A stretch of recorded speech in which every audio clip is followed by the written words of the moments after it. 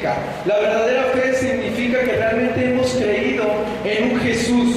Muchas personas dicen creer en Jesús, conocemos que muchos hablan de Jesús, pero realmente no se trata solamente de hablar de Jesús, sino realmente en qué Jesús estamos creyendo. Por ejemplo, Jesús, ahí está Jesús futbolistas, hay Jesús lechero, ¿verdad? Hay Jesús carpinteros, hay muchos Jesús, pero realmente cuando nosotros salimos y a las personas les decimos, oye, ¿tú crees en Jesús? Las personas contestan, sí, yo creo en Jesús. Pero realmente, ¿en qué Jesús están creyendo ellos? Nosotros nos damos cuenta que la palabra nos habla en Juan 20:31, pero estas se han escrito para que creáis que Jesús es el Cristo. Para que creamos en Jesús solamente o en quién más. Como el Cristo, ¿verdad? Entonces vamos a ver Romanos en el capítulo 3, versículo 24. ¿Cuál es el trasfondo de la fe que nos habla la Biblia? Romanos 3, 24. Y dice así: siendo justificados gratuitamente por su gracia, mediante la redención que es en Cristo Jesús. ¿Por qué fuimos justificados? ¿Fuimos justificados por un precio o fuimos justificados gratuitamente? Pero esa gratitud también sabemos que tuvo un precio, porque fue el precio de la sangre de Cristo. En aquella cruz Él pagó ese precio y por lo tanto ahora nosotros somos libres en Cristo Jesús. Entonces démonos cuenta que la Biblia nos habla de una fe, no nos habla de cualquier fe, nos habla de una fe y esa fe se llama Jesús el Cristo. Amén. Yo ponía un ejemplo en una ocasión que me tocó predicar en San Miguel de Allende y decía lo siguiente: desde pequeño yo iba a la iglesia y a mí me agradaba ir a la iglesia. No era algo que no me gustaba, me gustaba ir a la iglesia y me gustaba cantarle a Dios.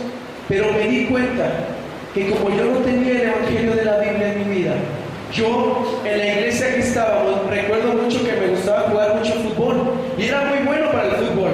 Incluso a los 9 años me llevaron a Canadá a jugar fútbol y me encantaba el fútbol. Y recuerdo que cuando yo estaba como de 10 años, el pastor siempre me decía: hijo, tú vas a ser un gran futbolista profesional. Dios te va a dar la habilidad para ser un futbolista profesional. Y realmente yo pensaba que Dios, que Cristo había venido a esta tierra para que yo fuera exitoso y para que yo fuera un jugador profesional. Y no sabía que Él había venido a esta tierra para cumplir el ser el Cristo, el solucionador de mi problema fundamental, que era que yo estaba separado de Dios. Y entonces hoy en día vemos así muchas personas que realmente vienen a la iglesia y dicen creer en Jesús, pero realmente ¿de qué forma creen en Jesús? ¿Como ellos piensan que es la mejor forma?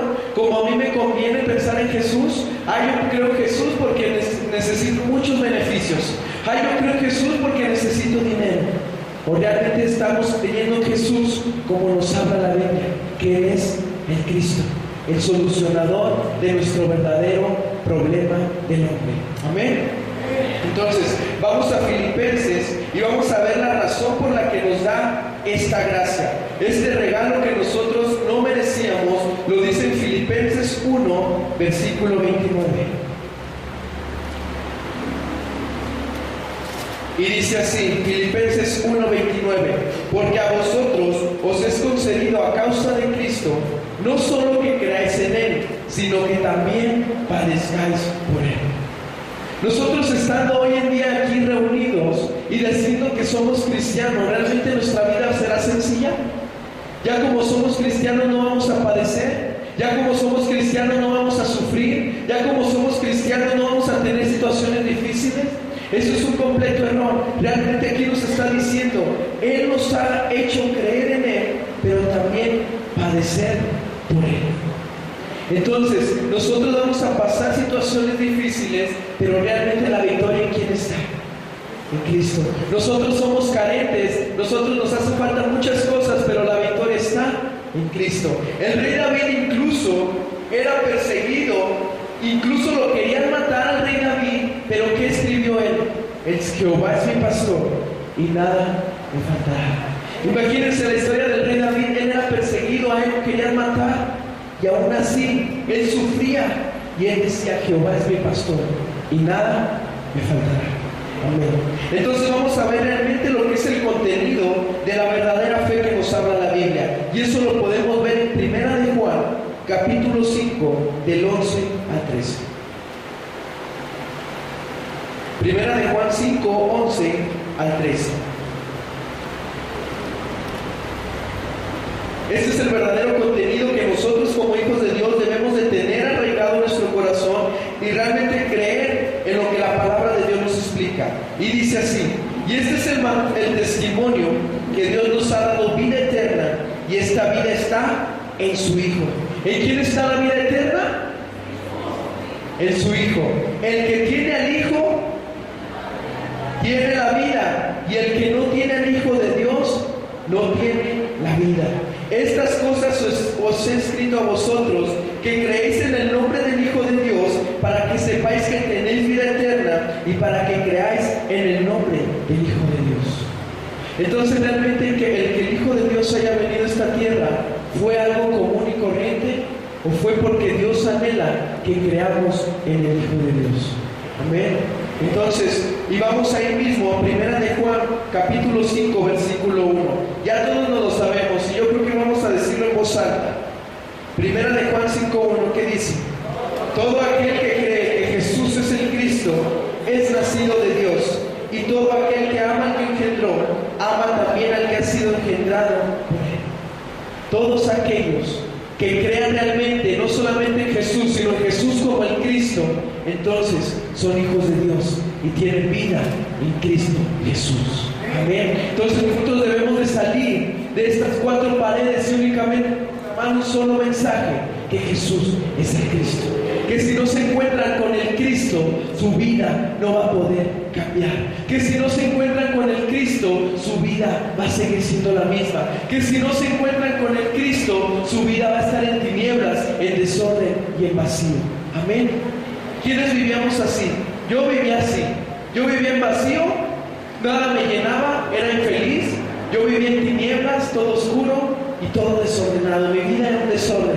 Pero ¿quién es la luz? ¿Quién es la luz? Y entonces llegó la luz y se fueron las tinieblas, se fue el vacío y se acabó el desorden. Amén. Entonces, ¿cuál es nuestra seguridad al nosotros hablar que nosotros somos salvos? Ya lo vimos, pero vamos a volverlo a ver en Romanos 8:28. También ya lo sabemos, vamos a decirlo fuerte. ¿Qué dice? Para los que aman a Dios, todas las cosas les son para bien. Esto es, a los que conforme a su propósito son llamados. ¿Tú amas a Dios? ¿Realmente te has encontrado con el Cristo? Entonces todo lo que te pase es para bien. Amén. En el Éxodo ninguno murió por falta de agua. En el Éxodo el pueblo de Israel nunca le faltó agua. En el Éxodo el pueblo de Israel nunca le faltó alimento. En el Éxodo, en el pueblo de Israel nunca le faltó ese calor, esa agua, ese alimento. ¿Y esto qué nos quiere decir en el Éxodo? Que si Dios está con nosotros, que si yo creo que Jesús es mi Cristo, entonces nada nos va a faltar. ¿Al pueblo de Israel le faltó de comer? ¿Le faltó agua? ¿Le faltó alimento? ¿Por qué? Porque Dios estaba con ellos. Si tú estás con Dios, no te va a faltar nada, pero realmente debemos de creer que Él es nuestro Cristo, que todo problema fue terminado en la cruz. Gálatas 2:20, que dice: juntamente estoy crucificado con Cristo. ¿Qué decía el apóstol Pablo? Yo estoy juntamente crucificado con Cristo. Yo voy a pasar situaciones difíciles, yo voy a estar en tormenta, yo voy a estar en muchas cosas, pero Cristo está conmigo. Si realmente Dios y el Espíritu de Dios está en ti, todo es posible. Amén. ¿Cuál es la seguridad? ¿Por qué no? Vamos al punto 1, más adelante dice: ¿por qué no tenemos seguridad? Primera de Corintios, capítulo 2, versículo 12. Realmente hemos escuchado que el Espíritu de Dios ahora mora en nosotros. Y en Primera de Corintios 2:12, ¿qué dice? ¿Qué espíritu es el que nosotros hemos recibido ahora que estamos en Cristo Jesús? Dice así: y nosotros no hemos recibido el espíritu del mundo, sino el Espíritu que proviene de Dios, para que sepamos lo que Dios nos ha concedido. ¿Qué espíritu hoy tienes tú? ¿El Espíritu de Cristo o el Espíritu del mundo? Pero ¿cómo podemos obtener ese si realmente hemos creído en Jesús como el Cristo. Amén. La razón por la que Pablo no tembló, este versículo es muy hermoso. Vamos a buscarlo, 2 de Timoteo, capítulo 1, versículo 12. Vamos a ver la razón por la que Pablo ni un segundo tembló, ni un segundo dudó de que Dios estaba con él. ¿Es segunda o primera? Ya lo tienen, donde dice, por lo cual así mismo padezco esto. ¿Sí, segunda o primera de Timoteo? Segunda de Timoteo 1:12 dice: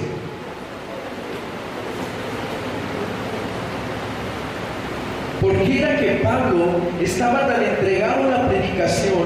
¿Y por qué era que Pablo no dudaba ni un solo segundo de que Dios había tomado su vida? Dice: por lo cual asimismo padezco esto, pero no me avergüenzo, porque yo sé a quién he creído y estoy seguro que es poderoso para guardar mi depósito para aquel día. ¿Pero qué dice? Porque yo sé en quién he creído. Hoy realmente tú sabes en quién crees. ¿Realmente sabemos en quién hemos creído? ¿O simplemente vagamos pensando que sabemos, pero realmente no conocemos el fundamento de la Biblia? Amén. Y vamos al número 3, que dice: ¿cuál es la seguridad de la salvación? ¿Cómo yo estoy seguro que realmente tengo una salvación? ¿Cómo yo estoy seguro que realmente Dios está conmigo? ¿Cómo yo estoy seguro que realmente mi vida trasciende en las manos de Dios? Y vamos a Juan 1:12.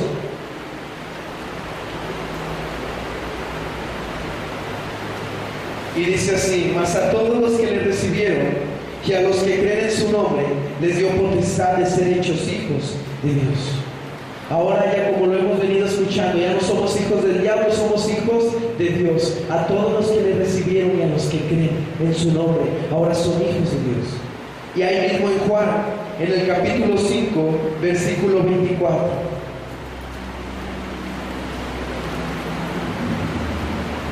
Fíjense qué hermoso, cómo sabemos que realmente Cristo es la solución de todos nuestros problemas. Juan 5, 24.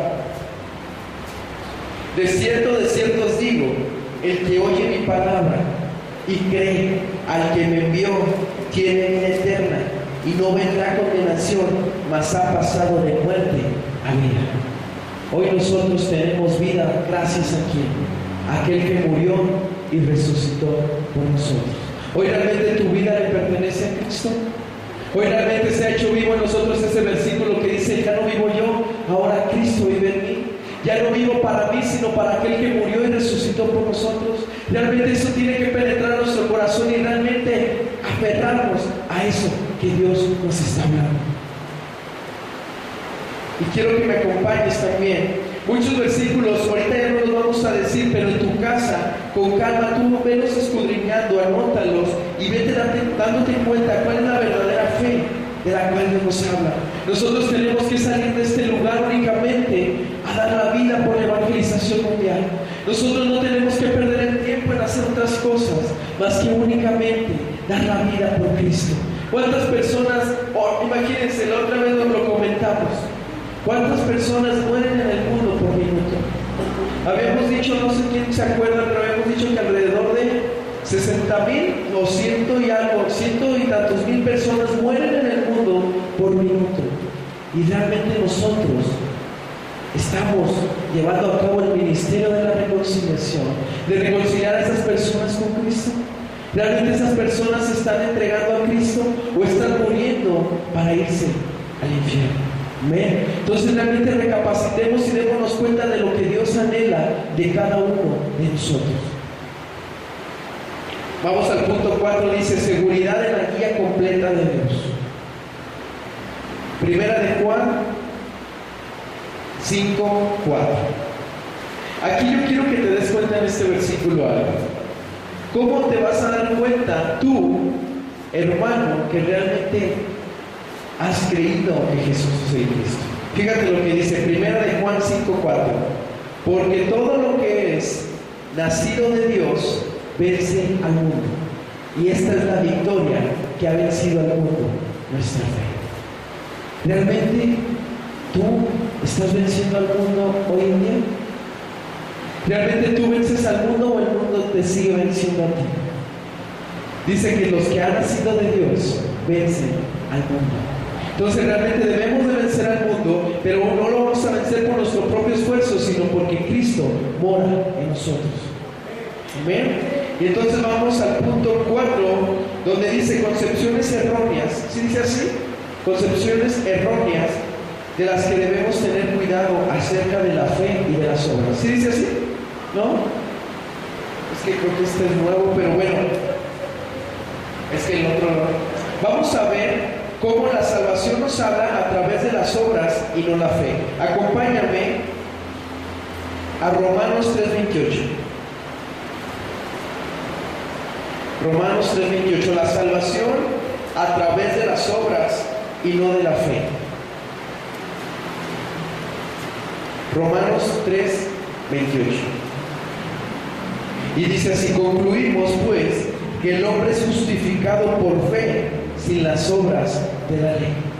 Entonces aquí nos damos cuenta que hemos visto que la salvación no solamente se lleva a base de obras, sino de fe. Y las obras sin fe son ¿qué? Y la fe sin obras. Entonces ahora vamos a ver cómo la salvación a través de la fe sin las obras, y eso lo vemos en Santiago capítulo 2 versículo del 17 al 26.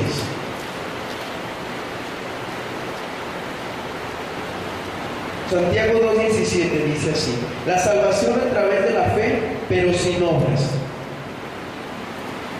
Santiago 2:17. Así también la fe, si no tiene obras, es muerta en sí misma. Pero alguno dirá: tú tienes fe y yo tengo obras. Muéstrame tu fe sin tus obras, y yo te mostraré mi fe por mis obras. ¿Tú crees que Dios es uno? Bien haces. También los demonios creen y tiemblan. Mas ¿quieres saber, hombre vano, que la fe sin obras es muerta? ¿No fue justificado por las obras Abraham nuestro padre cuando ofreció a su hijo Isaac sobre el altar? ¿No ves que la fe actuó juntamente con sus obras y que la fe se perfeccionó por las obras? Y se cumplió la escritura que dice: Abraham creyó a Dios y le fue contado por justicia y fue llamado amigo de Dios. Entonces nos damos cuenta que nuestra vida debe de tener obras y debe de tener fe. Amén. ¿Cuál es la fe? ¿Cuál es nuestra fe?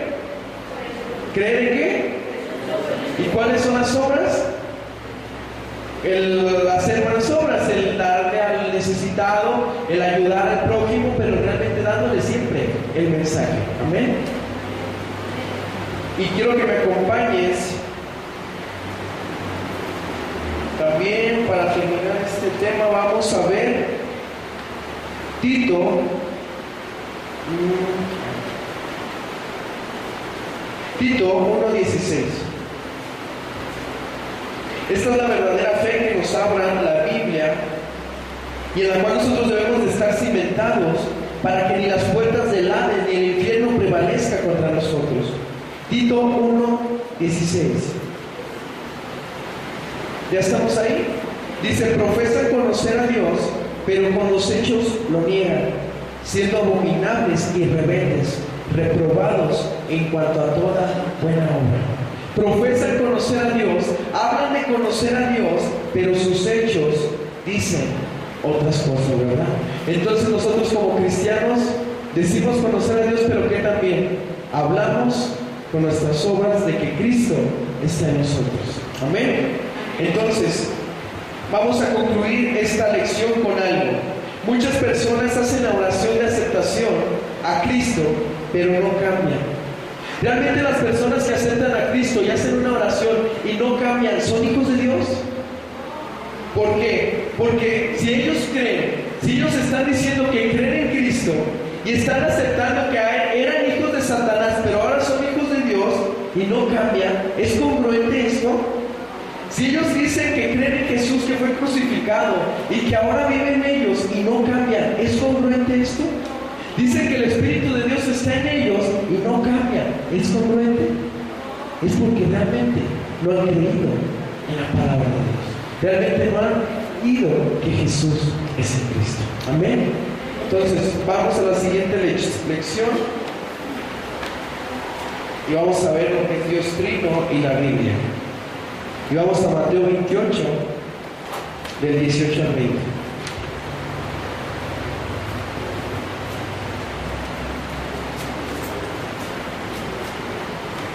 Aquí en Dios Trino y la Biblia nos vamos a dar cuenta, sabemos que los tres son uno, ¿verdad? Padre, Hijo y Espíritu Santo son uno, pero realmente tienen una jerarquía especial, no son igual, cada uno tiene un propósito diferente y una jerarquía diferente. Entonces vamos a ver Dios Trino y la Biblia, Mateo 28 del 18 al 20. Y dice de la siguiente manera: y Jesús se acercó y les habló diciendo: toda potestad me es dada en el cielo y en la tierra.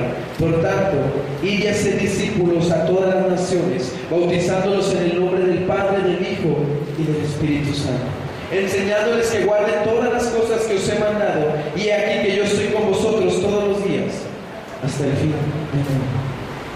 Entonces nos damos cuenta que le dijo Cristo: toda potestad me es dada, ¿en dónde? En el cielo y en la tierra. Y hacer discípulos a todas las naciones, bautizándolos en el nombre del Padre, del Hijo y del Espíritu Santo.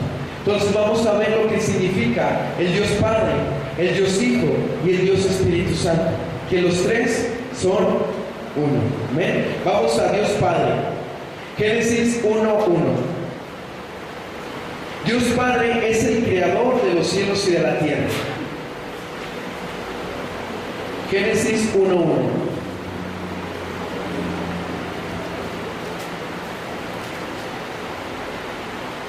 Y dice así: en el principio creó Dios los cielos y la tierra. ¿Quién creó Dios? ¿Quién fue el que creó los cielos y la tierra? Dios Padre. Amén. Y vamos a otro ejemplo en Primera de Crónicas 29:10. Esto lo que estamos viendo es referente a Dios Padre.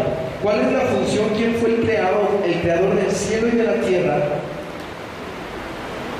Y dice Primera de Crónicas 29:10: asimismo se alegró mucho el rey David y bendijo a Jehová delante de toda la congregación. Y dijo David: bendito seas tú, oh Jehová, Dios de Israel nuestro Padre, desde el siglo y hasta el siglo. Amén. Entonces, ¿quién es Dios Padre? Jehová es Dios Padre.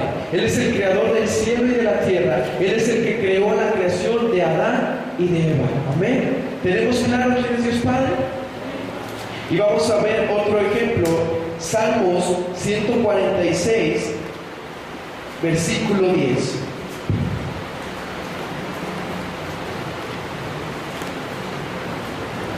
Salmo 146, versículo 10. Y dice de la siguiente forma: reinará Jehová para siempre, tu Dios, oh Sión, de generación en generación. Aleluya. Dios Padre estará siempre con nosotros. Él es el dueño del oro y de la plata y de toda la creación. Amén. Ahora vamos a ver lo que es Dios Hijo, llamado Jesucristo. Acompáñame, Efesios 2:1. Vamos a ver qué fue lo que cumplió Jesucristo al venir a esta tierra. ¿Cuál fue su labor? ¿Cuál fue su oficio? ¿Cuál fue su fundamento, su propósito al él venido a esta tierra? Efesios 2:1. Y quiero que lo leamos todos juntos. Vamos a leer Efesios 2:1. Este es el propósito por el cual Dios Hijo tuvo que venir a morir en esa cruz.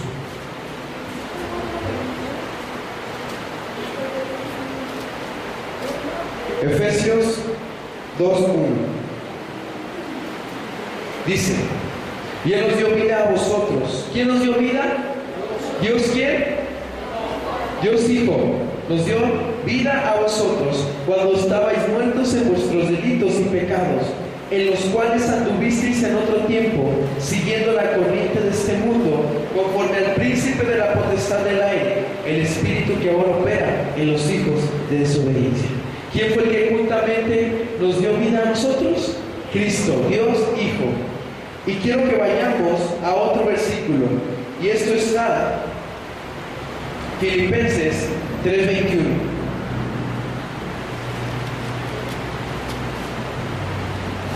Ahora a Él le damos toda la gloria, toda la honra, todo el poder, porque dice que Él es el principio y Él es el final. Él es el alfa y Él es la omega, Él es todo para nosotros. Toda la deidad fue dada en Él. Él es el Hijo de Dios. Filipenses 3:21 dice: a Él sea la gloria en la iglesia, en Cristo Jesús, por todas las edades, por los siglos de los siglos. Amén y amén. Entonces, Dios Padre le entregó todo a Cristo para que Él viniera a esta tierra a darnos vida, porque estábamos muertos ¿en qué? En nuestros delitos y en nuestros pecados. Amén. Y vamos a Juan 1:1. Juan capítulo 1, versículo 1. Vamos a leer hasta el 14 y nos vamos a dar claramente cuenta quién es el Cristo, quién es el Hijo de Dios que vino a esta tierra. Juan 1, del versículo 1 hasta el 14. ¿Ya estamos ahí?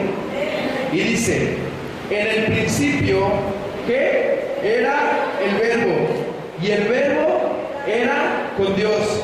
¿Y el Verbo quién era? Dios. Este era en el principio con Dios. A ver, ¿qué dice en el 1:3? Fíjense: todas las cosas por Él fueron hechas, y sin Él nada de lo que ha sido hecho fue hecho. En Él estaba la vida, y la vida era la luz de los hombres. ¿Quién es la luz de nosotros? Cristo. La luz en las tinieblas resplandece, y las tinieblas no prevalecieron contra ella. Hubo un hombre enviado de Dios, el cual se llamaba Juan. Este vino por testimonio, para que diese testimonio de la luz, a fin de que todos creyesen por él. No era él la luz, sino para que diese testimonio de la luz. Aquella luz verdadera que alumbra a todo hombre venía a este mundo. El mundo estaba, y el mundo por él fue hecho, pero el mundo no le conoció. A lo suyo vino, y los suyos no le recibieron. Mas a todos los que le recibieron, ¿tú le recibiste? A los que creen en su nombre, ¿tú crees en su nombre? Les dio potestad de ser hechos hijos de Dios, los cuales no son engendrados de sangre, ni de voluntad de carne, ni de voluntad de varón, sino de ¿quién? De Dios. Tú no fuiste engendrado por voluntad de un hombre, sino por voluntad de Dios. Y el 14 dice: y aquel Verbo, ¿quién es el Verbo? Cristo fue hecho carne y habitó entre nosotros. ¿Quién habita entre nosotros hoy en día? ¿Quién habita en tu casa? ¿Quién habita en tu familia? ¿Quién habita en tu escuela? ¿Quién habita en tu corazón? Amén. Entonces Jesús es el Cristo. Él es el Hijo de Dios. Él es Dios Hijo. Amén. Ahora vamos a ver lo que es Dios Espíritu Santo. Los demás versículos en su casa con calma los pueden leer, y realmente los exhortamos a que se metan más, a que escudriñen en sus casas, y que estas hojas no las dejemos arropadas, ¿verdad? Sino que realmente nos metamos más. Dios Espíritu Santo, acompáñame a Romanos 8:9.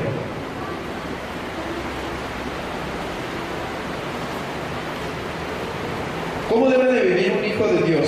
¿Según la carne o según el Espíritu? Amén. Y hemos estado aprendiendo mucho, ¿no? Y ahora sí contestan fuerte y todo. Romanos 8:9, ¿qué dice? Dios es Espíritu Santo. Mas vosotros no vivís según la carne, sino según el Espíritu. Si es que el Espíritu de Dios mora en vosotros. Y si alguno no tiene el Espíritu de Cristo, no es de él. El que no tiene el Espíritu de Cristo en su vida, no es de él. El que dice tener a Cristo en su vida, pero no lleva a cabo lo que Cristo dice, ¿es de él o no es de él? No es de él. Y lo dice en la Biblia, ¿verdad? Amén. Y vamos a Hechos 1:8. Entonces, ¿cuál es la función del Dios Espíritu Santo? Es el que, el Consolador, el que iba a estar con nosotros hasta el fin del mundo. Amén. Él es el que mora en nosotros, Él es el que está hoy con nosotros hasta el fin de nuestros días. Hechos 1:8. Dice así: pero recibiréis poder cuando haya venido sobre vosotros, ¿quién? Dios, el Espíritu Santo, y me seréis testigos en Jerusalén, en Judea, en Samaria y hasta lo último de la tierra. Yo te quiero preguntar algo, ¿tú quieres ser testigo de Dios o quieres ser un congregante de esta iglesia? Ya estamos cansados, ¿no? ¿Quieren ser testigos de Dios en todo el mundo o un congregante que caliente una silla nada más? Amén. Entonces, si tú quieres ser un testigo de Cristo, vamos a dar la vida por la evangelización mundial. Amén. Y vamos a un último pasaje. Este está en Primera de Juan,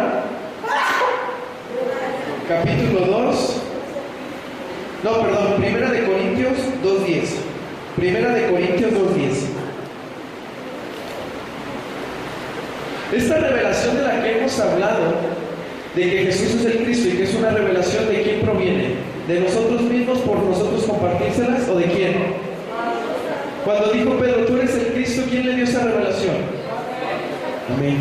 Entonces, Primera de Corintios 2:10, ¿qué dice? Pero Dios nos la reveló a nosotros por el Espíritu, porque el Espíritu todo lo escudriña, aún lo profundo de Dios. ¿Por qué? ¿Quién de los hombres sabe las cosas del hombre, sino el Espíritu del hombre que está en él? Así tampoco nadie conoció las cosas de Dios, sino el Espíritu de Dios. Bien claro, ¿verdad? Realmente entonces vamos a hacer un análisis. Los tres, Dios Padre, Dios Hijo, Dios Espíritu, son uno solo, pero cada uno tiene una función diferente, cada uno tiene una jerarquía diferente. Por ejemplo, ¿qué dijo Jesús? ¿Qué fue lo que dijo Jesús cuando él dijo? No sé yo la hora, nadie ni los ángeles del cielo saben la hora de mi venida, solamente ¿quién? Entonces quiere decir que hay una jerarquía, que no todos son lo mismo, que son uno, pero realmente cada quien tiene una función específica. Amén. Entonces, vamos a ir concluyendo con esta lección y nada más quiero que me acompañes a Hebreos 4:12. Hebreos 4:12.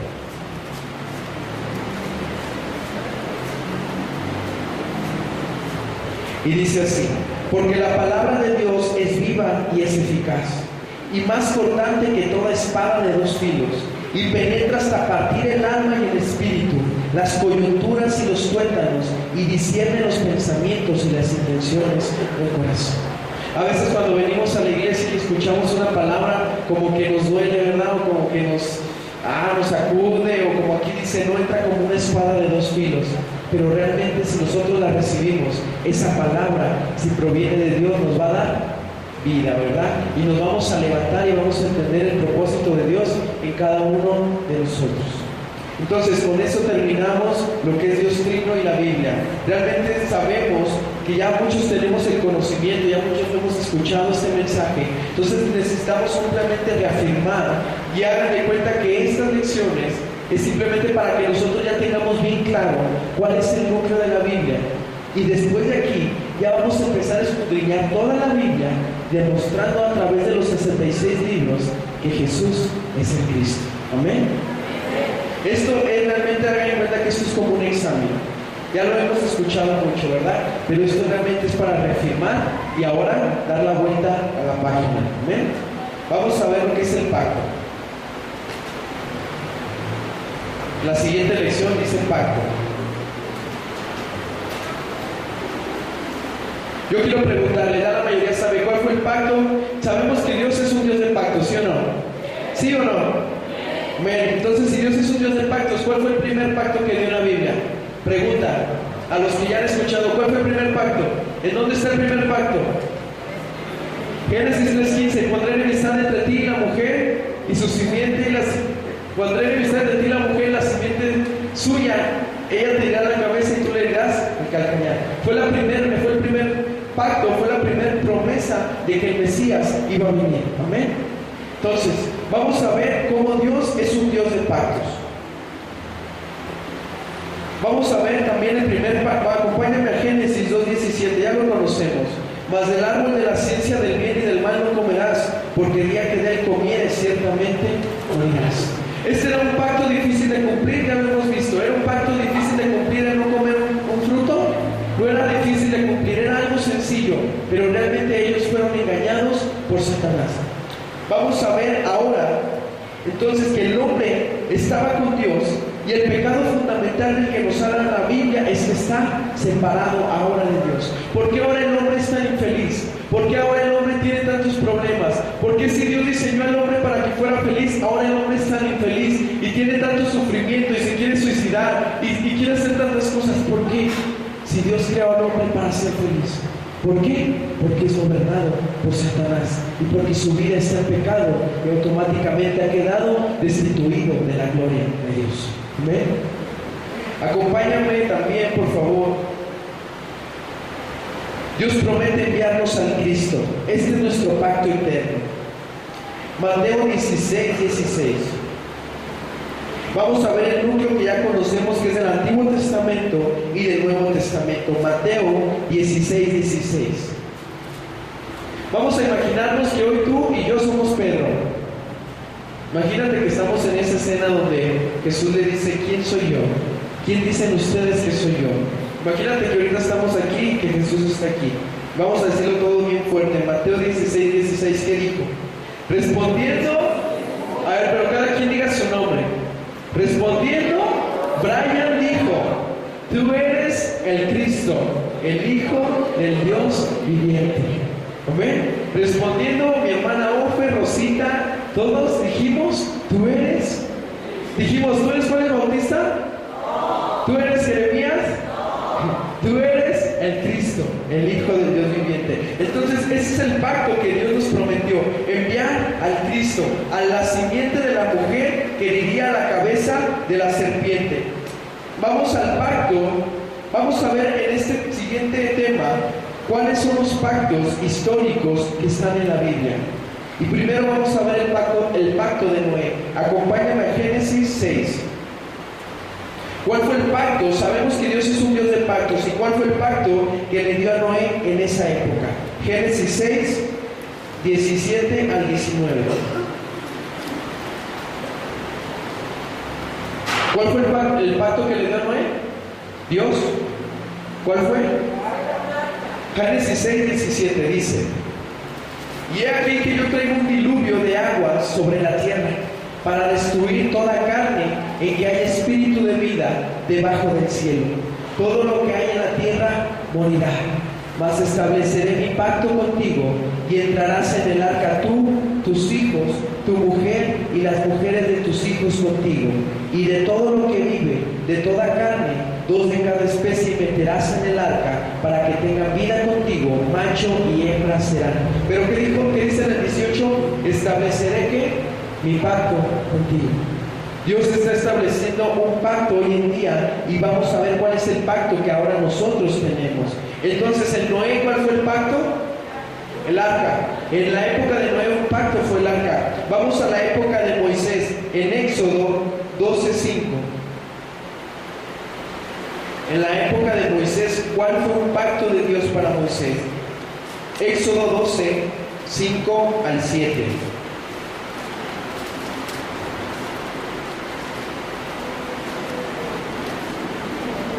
Y dice así: el animal será sin defecto, macho de 1 año. Lo tomaréis de las ovejas o de las cabras, y lo guardaréis hasta el día 14 de este mes. Y lo inmolará toda la congregación del pueblo de Israel entre las 2 carnes. Y tomarán de la sangre y la pondrán en los 2 postes y en el dintel de las casas, en lo que han de comer. Esa vez que vino el pastor Lenin, yo recuerdo claramente que él dijo, ¿verdad?, que las plagas que hubo en Israel, que hubo en Egipto, las plagas que hubo en Egipto, nunca liberaron al pueblo de Israel. ¿Qué fue lo que realmente sacó al pueblo de Israel de la esclavitud? ¿Qué fue? La sangre del cordero. Entonces nos damos cuenta cómo desde el Éxodo ya nos habla de la semejanza que había con Cristo. Cómo nos habla de que iba a venir alguien, un cordero que iba a derramar su sangre y nos iba a dar libertad. Las 12 plagas no hicieron que salieran, solamente la sangre de Cristo Jesús, solamente la sangre del cordero les dio esa libertad. ¿Ven? Y vamos a ver el pacto que hubo en la época de Josué. Josué 1, del 2 al 5. Nos damos cuenta cómo Dios es un Dios de pactos y en toda la Biblia habla de un pacto. Y en este tiempo lo hizo en la época de Josué. Época de Josué, en Josué 1, del 2 al 5. Mi siervo Moisés ha muerto. Ahora pues levántate y pasa este Jordán, tú y todo este pueblo, a la tierra que yo les doy a los hijos de Israel. Yo os he entregado, como lo había dicho a Moisés, todo lugar que pisare la planta de vuestro pie, desde el desierto y el Líbano hasta el gran río Éufrates, toda la tierra de los heteos, hasta el gran mar donde se pone el sol, será vuestro territorio.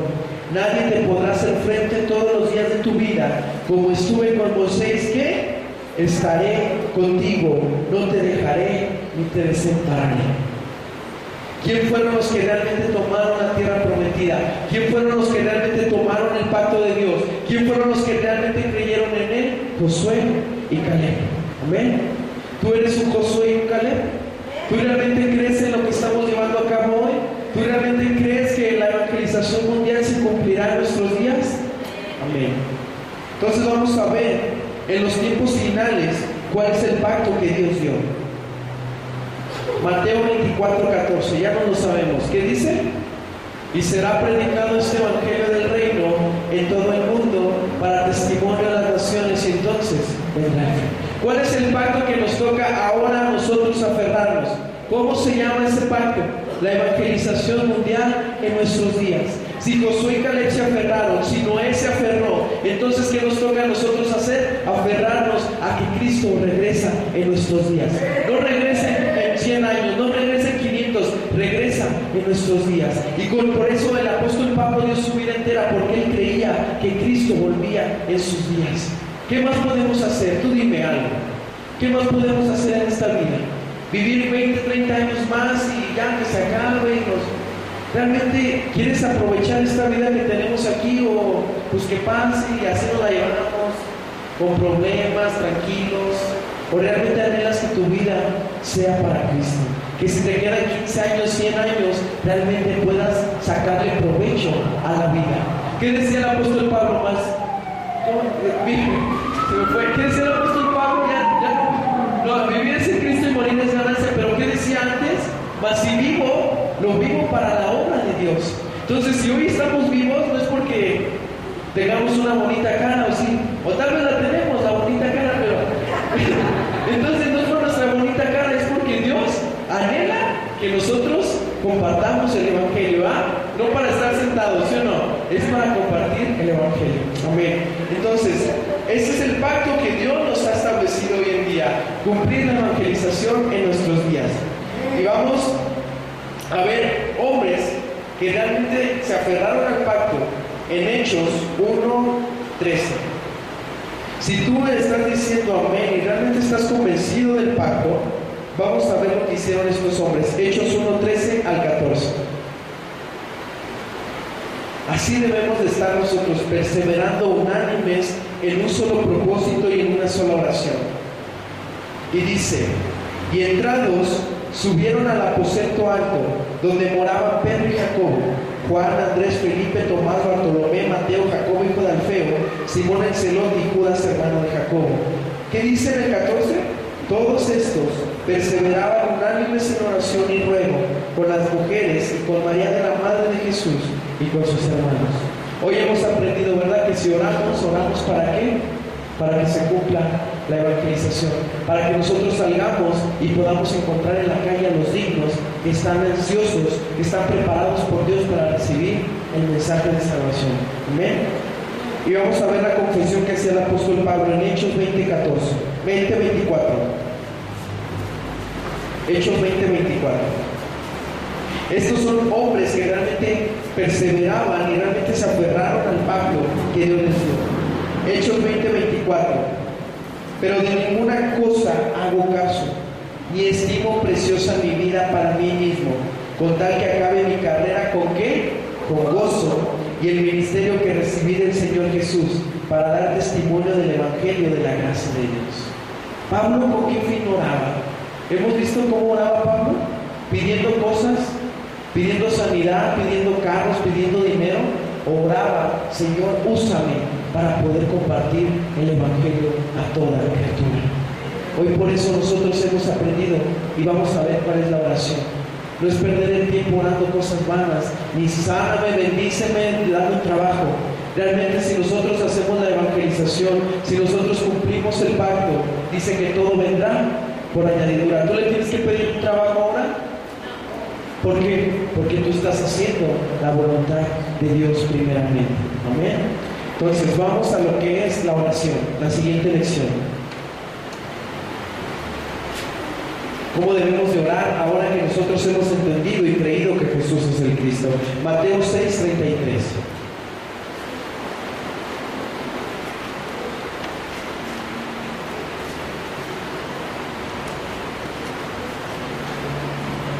¿Qué dice Mateo 6, versículo 33? Mas buscar primeramente el reino de Dios y su justicia, y todas estas cosas serán añadidas. Ya sabemos algo. ¿Quién quiero que me diga rápido? ¿Cuál es nuestra bendición? ¿Qué es nuestra bendición? Creer en Jesús como el Cristo. ¿Y cuál es la añadidura? Si tengo un buen carro, si tengo una buena casa. Pero mi bendición no son las cosas materiales. Mi bendición es creer que Jesús es el Cristo. Y todo lo demás es añadidura. Amén. Entonces vamos a ver Mateo 7, del 7 al 8.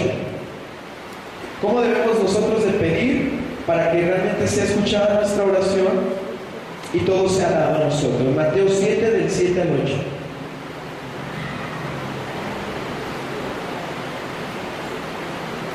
Y dice así: pedid y se os dará, buscad y hallaréis, llamad y se os abrirá. Porque todo aquel que pide recibe, y el que busca halla, y el que llama se le abrirá. Entonces nosotros ahora pedimos y se nos dará, buscamos y hallaréis. Pero ¿qué buscamos? Ya no buscamos resolver nuestros propios problemas, porque sabemos que en la cruz terminaron todos los problemas. ¿Sí? ¿Sí sabemos que en la cruz terminaron todos nuestros problemas? Ahora podemos vivir ¿para quién? Para el Señor. Pero si yo no creo que mis problemas terminaron en la cruz, yo simplemente me afano por resolver mis problemas. No tengo dinero, entonces tengo que trabajar demasiado. No tengo salud, entonces tengo que ir al mejor doctor. Y simplemente nuestra vida se pasa buscando la solución de nuestros problemas y nunca vamos a poder vivir para el Señor, porque simplemente no estamos creyendo que todo problema fue terminado en la cruz. Amén. Vamos al punto 2, dice condiciones para tener.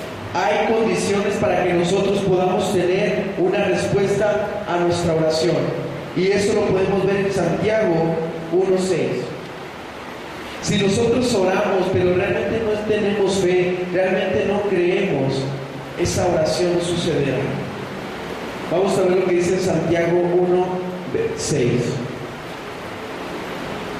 Como el Señor nos dice que debamos de pedir. Dice: pero pida con fe, no dudando nada, porque el que duda es semejante a la onda del mar, que es arrastrada por el viento y echada de una parte a otra.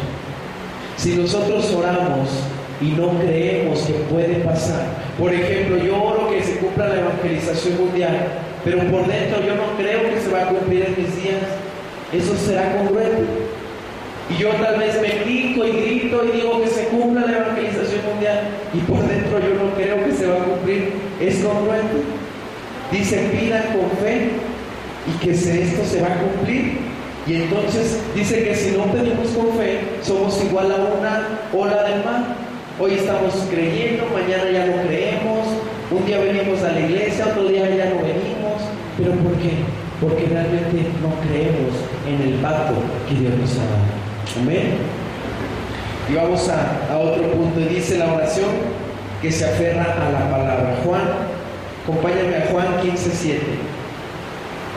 ¿Cómo nosotros debemos de permanecer en lo que te decía en Cristo?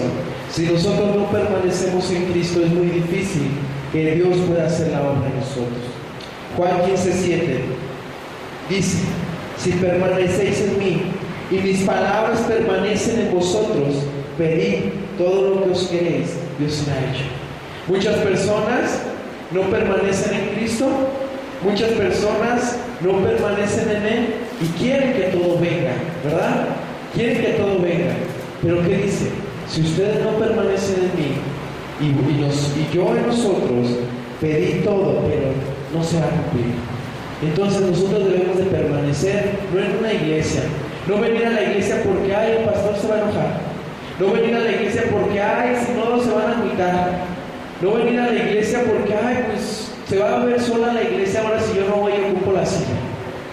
Venir a la iglesia porque realmente Cristo es vivo en nosotros, ¿no? Entonces, realmente nos da risa, pero sucede. Si nosotros permanecemos en Cristo, todo será dado. Amén. Amén. Entonces, ¿cómo debemos de orar? De acuerdo a la voluntad de Dios.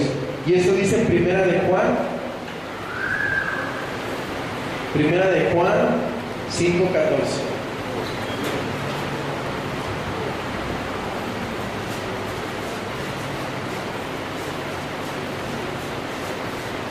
Primera de Juan 5:14 dice: y esta es la confianza que tenemos en Él, que si pedimos alguna cosa conforme a su voluntad, Él nos oye. Esto es algo muy importante. Nosotros, si pedimos algo, no tiene que ser para nosotros, tiene que ser de acuerdo a la voluntad de Dios. Amén. Entonces nosotros debemos de pedir en oración realmente conforme a su voluntad. Por eso dice el Padre nuestro, que se haga tu voluntad, amén, en nuestras vidas. Y vamos a ir cerrando esta lección. Acompáñame a Juan 9:31. Vamos a ver, esto es bien importante, ya lo sabemos, pero realmente yo quiero que tú lo tomes en tu corazón y que realmente podamos entender lo que Dios nos habla. Y no nos confundamos pensando que Dios nos oye a todos, y no nos confundamos que por venir ya voy a la iglesia, ya realmente anhelamos de la presencia de Dios. Y esto dice Juan 9:31: y sabemos que Dios no oye a los pecadores, pero si alguno es temeroso de Dios y hace su voluntad, a ese oye. Si tú temes a Dios, si tú estás cumpliendo la evangelización, si tomamos el llamado de decirles: iglesia, vamos a evangelizar, y tú eres el primero, como lo decía antes, tú eres el primero en decir: yo voy a ir a evangelizar, estás cumpliendo la voluntad de Dios. Entonces dice que Dios se alegra y Él escucha tu oración. Pero si venimos y simplemente pues ahí se va y todo ahí se va, realmente, ¿cómo queremos que Dios sobre nosotros si nosotros no estamos haciendo la voluntad de Dios? Amén. Y vamos a ir cerrando. Quiero que ya no me acompañen a Mateo 24:11.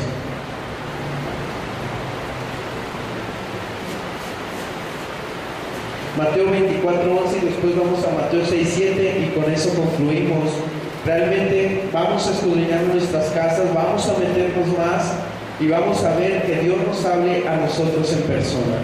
Mateo 24:11 dice: y muchos falsos profetas se levantarán y engañarán a muchos.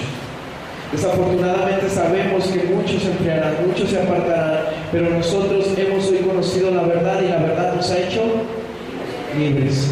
Entonces realmente hoy tenemos una libertad en aquel que murió y resucitó por nosotros. Y vamos a terminar con esto, Mateo 6:7. ¿Cuál debe de ser entonces nuestra oración como creyentes, como hijos de Dios? Mateo 6:7. Y orando, no uses vanas repeticiones como los gentiles, que piensan que por su palabrería serán oídos.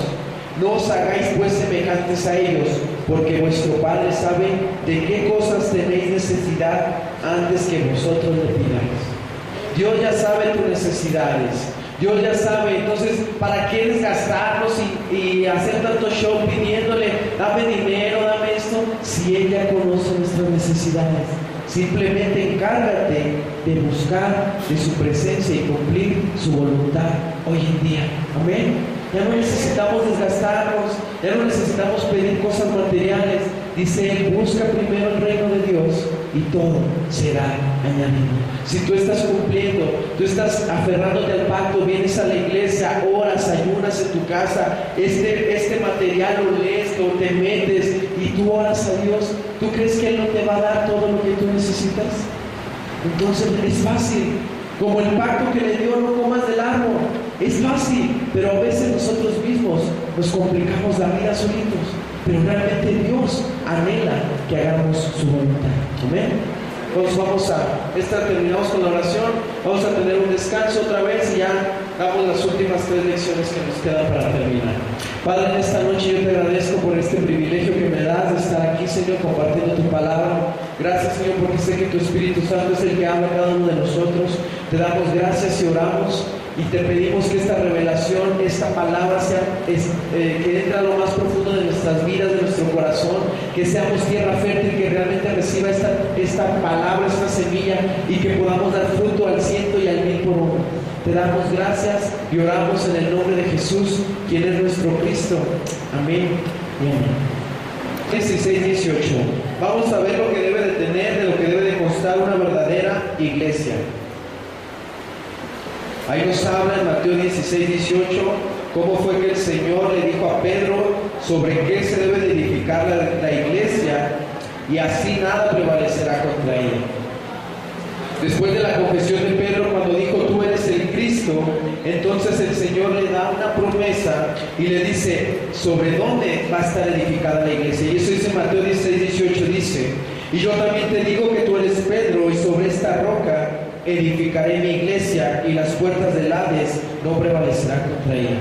¿Quién es la roca? La confesión que dijo tú eres el Cristo. Esa confesión, sobre esa confesión se va a cimentar la iglesia. Amén. Y ni las puertas del infierno prevalecerán contra ella. Entonces vamos a ver cuál es el fundamento de esta iglesia, la definición, ¿qué significa realmente la iglesia? Son aquellos individuos que creen que Jesús es el Cristo. Primera de Corintios 3:16. De eso consta y de eso se define una iglesia, donde todos nos reunimos con un solo propósito, con un solo mover, con un solo creer. Primera de Corintios 3:16. ¿No sabéis que sois templo de Dios y que el Espíritu de Dios mora en vosotros? Entonces es una reunión de personas que han creído firmemente que Jesús es el Cristo. Acompáñame, vamos a ver quién es la cabeza de la iglesia. ¿Quién es la piedra angular? Cristo. Entonces vamos a Efesios 5:23. En una casa, ¿quién sabemos quién es la cabeza de su familia? ¿Quién es la cabeza? ¿Quién? No, pero hablando... Cristo es todo, ya sabemos que Cristo es todo. Pero en la familia como tal, el esposo, ¿verdad? Eso, ya Cristo es todo, ¿verdad? Entonces, Efesios 5:23. Ya cualquier cosa que nos pregunten en la calle, ¿qué vamos a responder? Cristo.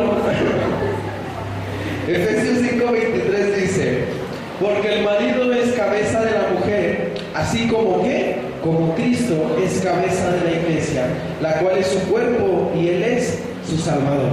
Entonces la iglesia, esta iglesia y todas las iglesias que crean que Jesús es el Cristo, ellos se fundamentan sobre la cabeza que es Cristo. Vamos a ver cómo comenzó la iglesia en Hechos. Hechos 1:4, por favor. Hechos capítulo 1, versículo 4, el comienzo de la iglesia.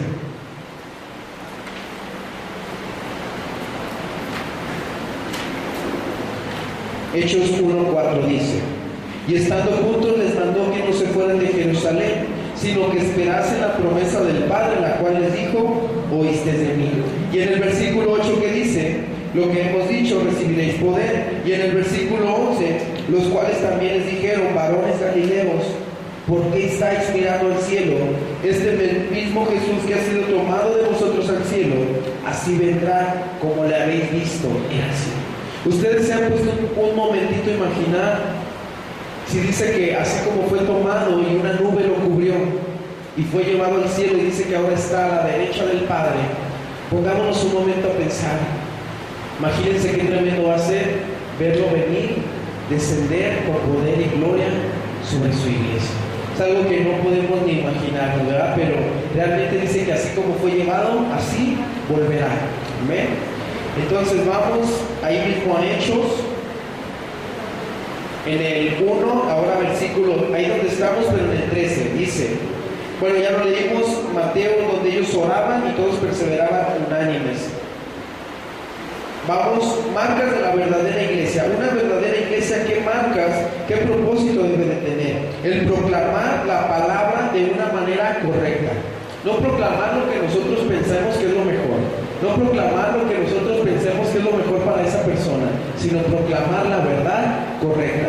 Ejecutar correctamente los sacramentos. ¿Cuáles son los sacramentos? El bautismo y la Santa Cena del Señor. Ejecutar apropiadamente los deberes eclesiásticos. Y vamos a ver cómo debe de estar formada y conformada una iglesia. Primera de Corintios, acompáñame, 3:16.